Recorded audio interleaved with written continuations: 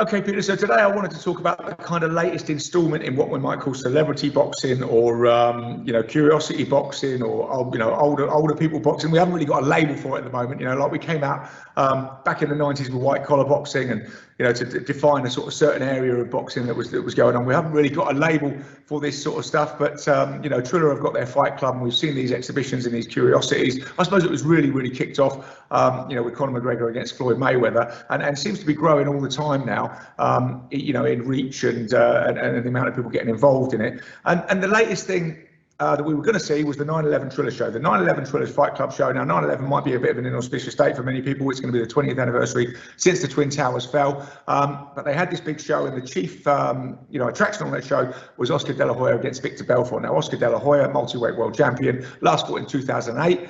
When he got thrashed against Pacquiao, but a very successful promoter. Although we know he's had some personal problems and some substance issue problems. And Vitor Belfort, an active mixed martial artist practitioner, originally from Brazil, now resident in LA. But won UFC 12 heavyweight title.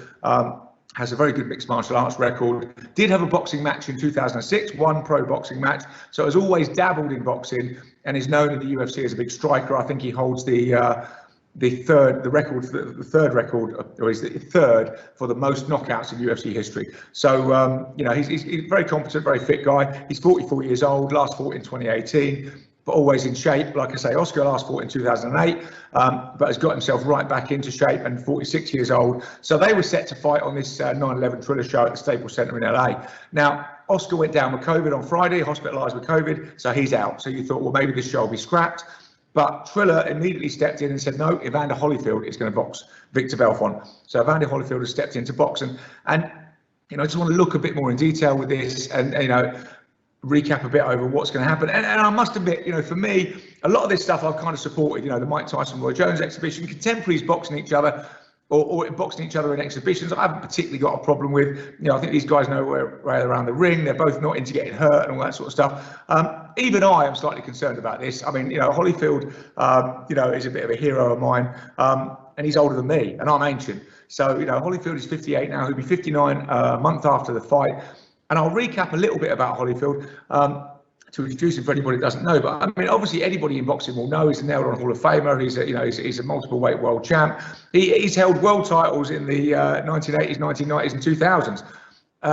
So he's an incredibly accomplished boxer. But the interesting thing, Peter, is a lot of this this sort of new movement in boxing, whatever you want to call it, these new developments in boxing, are very much said to appeal to the Twitter generation, the YouTube generation.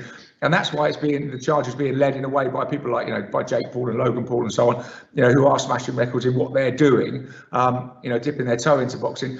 So it just does seem a bit of an anomaly to me that you're getting Evander Holyfield at 58 years old to appeal to this young generation of people like my kids who only watch YouTube and are on Twitter and all that sort of stuff. But anyway, Holyfield, was a 1984 bronze medalist at the LA Olympics. He went on to win his first world title after turning professional in 1986.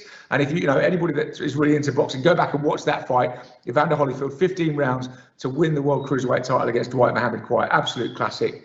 And he went on to unify the cruiserweight title, went up to heavyweight in 1988.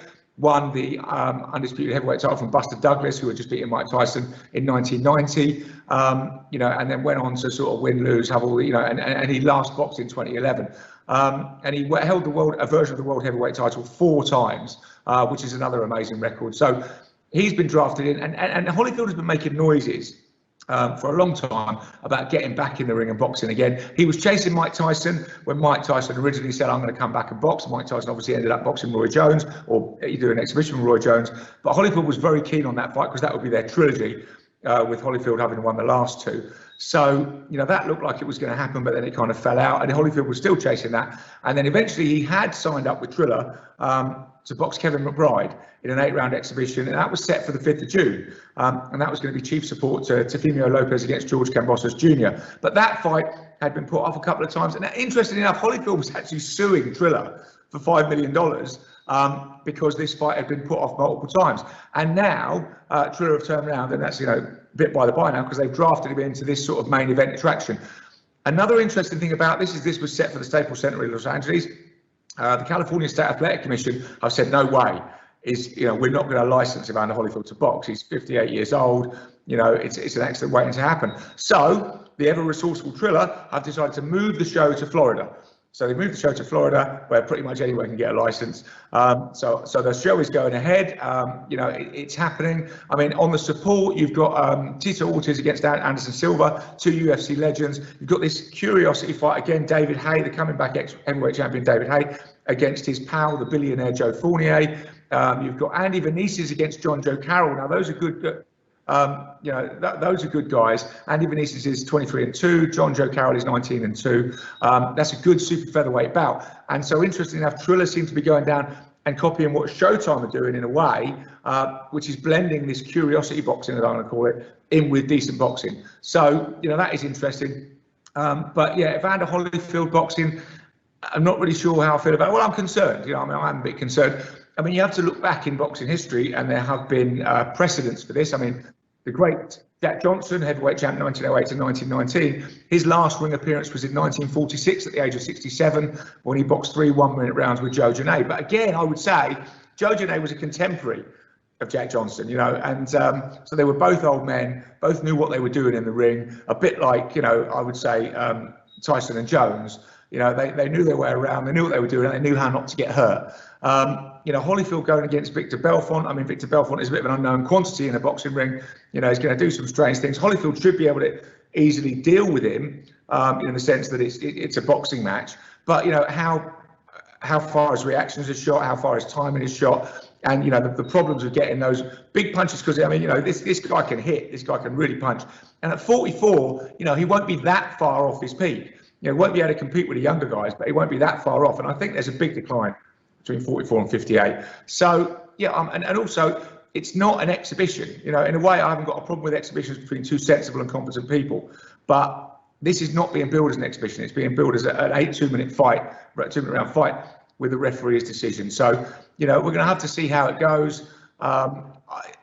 I'm probably going to watch. You know, I hate to say it because I'm curious, but I've got to tell you, I'm going to be watching, you know, between my fingers. And I just hope and pray that nothing happens to the great Evander Holyfield. But there you go. That's the latest Triller show. The 9/11 Triller show. Again, I hope it's not an inauspicious day. But Evander Holyfield steps in to replace Oscar De La Hoya and box Vitor Belfort on this show. And, you know, we shall see what happens.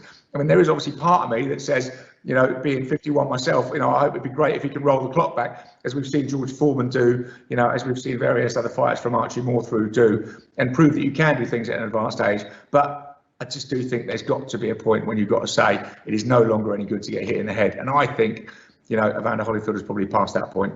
But there we go. It's on 9/11 on the Triller, and we'll see what happens. Thanks, Peter.